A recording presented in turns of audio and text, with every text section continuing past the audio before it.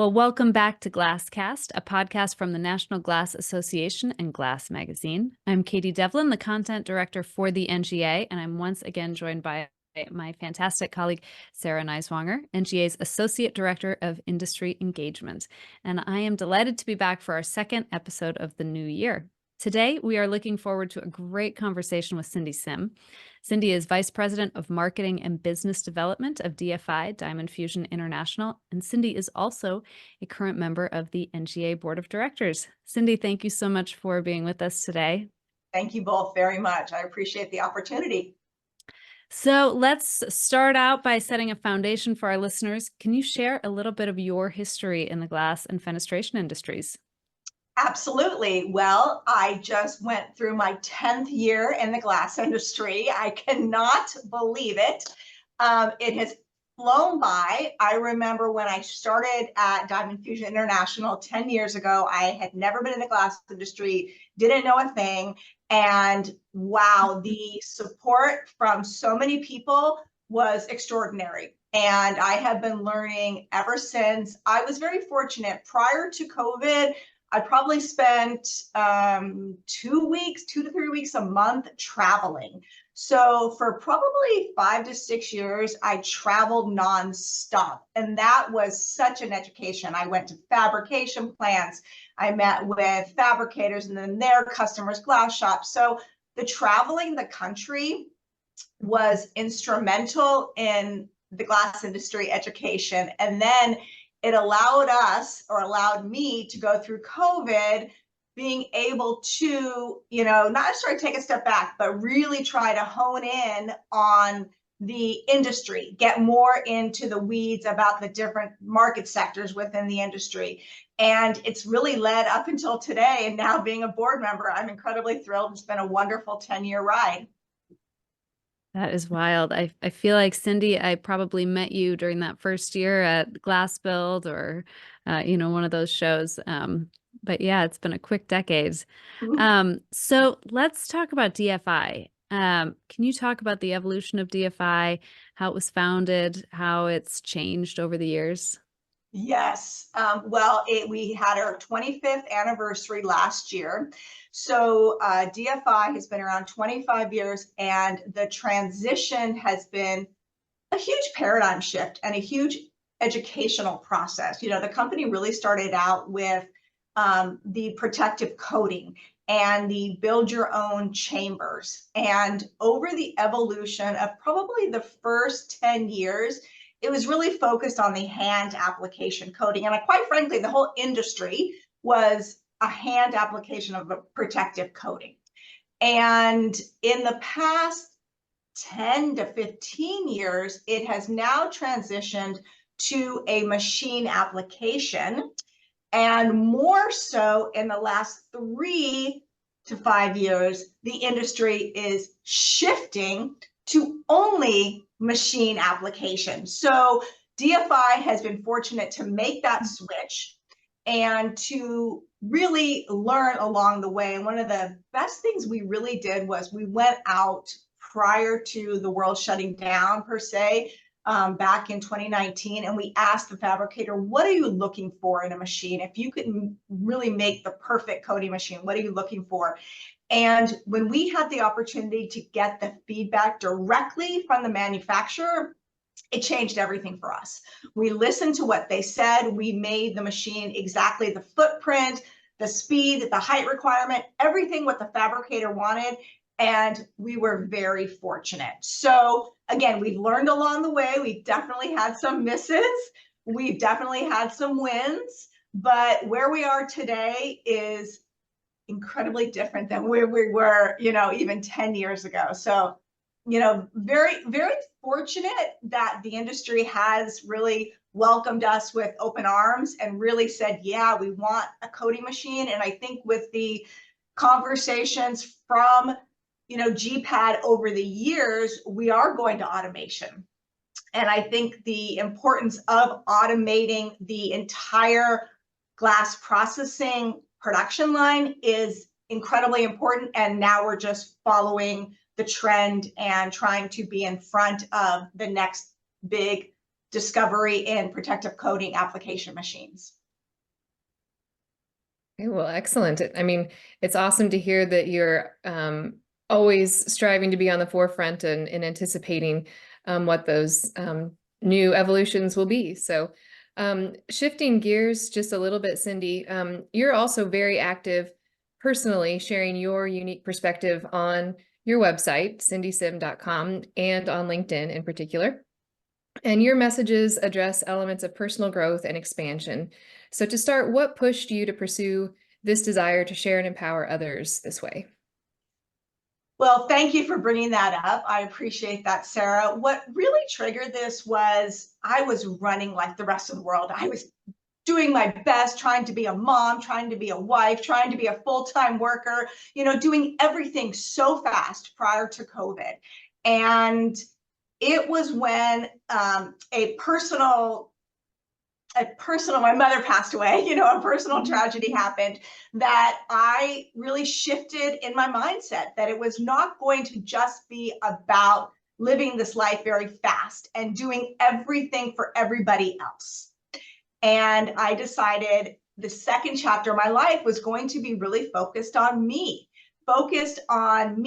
And then if I'm a better person and if I have more positivity within me, I will be a much better mother. I will be a much better wife. I will be a much better friend, employee. And I didn't have that realization until I had the mental bandwidth after my mother passing away that I really needed to focus on my mental health, my, physical agility. And what I found through this process was I was not only motivating myself, but women were coming up to me all the time saying, thank you for your messages of positivity and that, aging in, the work environment is okay. And that was a big conversation. And being a special needs parent has really, opened up so much more conversation. And I think that one thing that is incredibly difficult for so many people is having the face-to-face communication of topics that may be taboo. How could you, Syndi, work full-time, be a special needs parent, and travel to your customers and take care of yourself and maintain this positive attitude? So I really tried to focus on me. And then when I was able to give back in the form of education, in the form of my blogs, it just made everything that much better. And just recently, I have been contacted by a lot of guys, a lot of gentlemen in the industry saying, can you talk to my daughter? Can you meet my daughter for lunch? Can you have a conversation with my daughter? She's struggling in college, or she just got her first career position out of college. Can you spend some time with her? So the fact that by helping myself, I'm helping people, specifically supporting women, is a huge honor. So thank you for bringing that up. No, absolutely. It sounds like it's had a great trickle down effect for a lot of other people, and all kind of for the sake of learning out loud, sharing what you're learning along the way, I think is very beneficial. So tying, personal and professional together, you mentioned there are a lot of relevant mindsets that can benefit both. Is there anything you want to highlight, something that you've learned about yourself personally that has actually helped you in your position?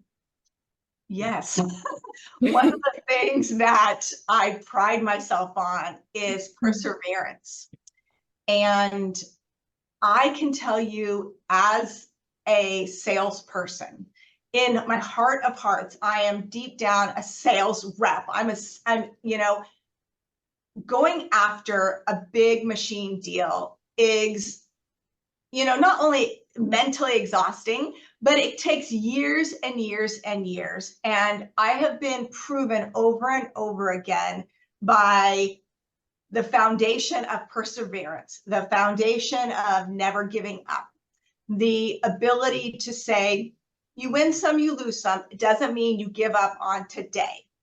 And I do think a lot of that comes with age. I'm not going to lie to you, it is an age thing, but learning that, being in this industry 10 years, learning that large machine deals take time, learning that it's all about timing. It has nothing to do with personal. It's about timing.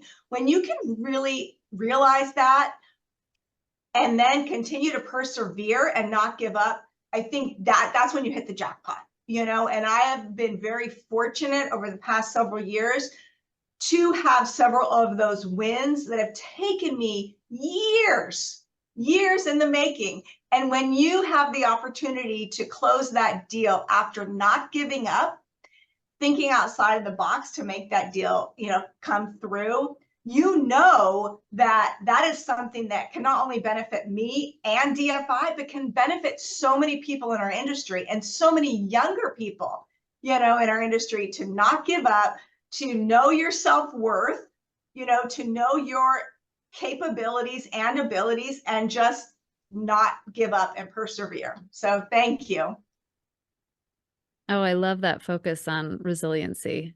I think you're right. It is such a hard thing to learn, to master, but it pays off. And, you know, failure is the best teacher, right? But that's when you need the most resilience is when you trip and have to get up. And, you know, as the parent of a toddler, I'm sort of watching resilience, the building of resiliency in action. And yeah, that's amazing. That's really tremendous work. And thank you for bringing that, you know, to the industry, but also, you know, to women in any profession, and people in any profession.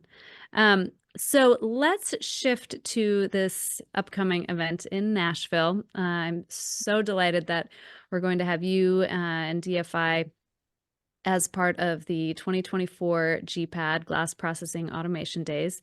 The event is being held March 5th and 6th in Nashville. It's coming on the heels of our BEC conference.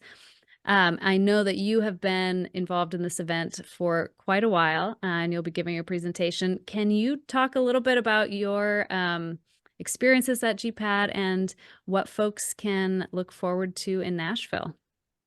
Yes, GPAD for fabricators is probably the best event of the year, besides, let's say, Glass Build, but the best event of the year for networking with your own personal colleagues, seeing the latest and greatest of, you know, new products, whether it's new machines, new ERPs. It is really an opportunity to spend, you know, 2 days of a really intimate fashion, learning from subject matter experts, and then sitting alongside your peers. It is one of the best ways to find out how the machine's working for your fabricator to the right of you or the fabricator to the left of you. It's really an opportunity to just, network with the same folks that are doing the same thing you are doing. And what we have found the most beneficial really for us is to be sitting there with the business owners. You generally have in the audience, whether you have the plant managers looking for new machines, the CEOs and presidents looking for, new ERP systems, or really the executive team looking for new products for 2024. It's really a great opportunity to see it all in 2 days at GPAD. And that's a great summation, both of the people we expect to see there. In terms of positions, we get asked about that a lot. Who typically attends, and it's actually a fairly wide swath of people that this event is relevant to. Have you ever had any conversations with a glazer before? Yes, I have actually, and there are glazers there. However, I do believe that probably, at least from the past, the majority of the folks that were there were the glass fabricators, looking for new opportunities really there. So mainly it was fabricators. We have seen some glazers though in the past, so I'm hoping we're going to get more of them. Exactly. That's the hope of that, that pairing up with the BEC conference is wider exposure. So all are welcome for sure. So Syndi, with the GPAD, we've chatted in the past about how that event, it is such a unique opportunity to talk for suppliers and their customers to chat, for peers to talk through, solutions share, look at challenges. talk through how they're facing all of those on the floor. But can you talk a little bit about the collaboration between all of the parties that are going to be at GPAD and why that collaboration is so special? Well, I think, historically speaking, GPAD had, a lot of machine manufacturers or software companies they're presenting. And I think the importance of GPAD isn't its name, glass, processing. It is the automation of all things, within the glass factory. And I think that is important because that is where the industry is going, especially with the labor issues continuing, possible, more inflation in 2024, as we're seeing today, but getting that group of people in a room talking about better ways to process glass generally leads to automation. So all things lead to automation has really been the theme for several years. And I think it's played out very well into what the fabricators and glazers are looking for the future. I actually saw the keynote speaker, the presentation that they're going to give at BEC, and talking about the future of what is going to happen to the glass and glazing industry, and really what does that hold, and so I think it's just as important to not only look into the future and prepare for it, but then also on the manufacturing plant, on the floor, preparing for that and knowing that we do have to go to automation. We are going to continue to have labor issue problems. We are going to have shortages, and it's not going away. So why not get with your peers, have the conversation at this event, and then also see the manufacturers that are presenting their different solutions for this issue. So Syndi, do you want to give us a sneak peek of what you're going to be chatting about? I would love to. So, one of the things we've learned here at DFI, and that we have learned as a team, is there's a lot of effort that needs to be put into a new product launch. It is not as simple as we all think it is. There's tremendous coordination. There's tremendous communication. There is so much that needs to be done for a successful product launch that I have seen time and time again not happening. Okay, from my travels back in the day to my travels now, fabricators still just don't have the bandwidth to get everything prepared to have a successful product launch. So from my experience and from what we've seen be successful with a new product launch, I'm going to go into a checklist or in detail of really choosing the right strategic partner from the onset. And it has been clear that choosing the right partner will set you up for success.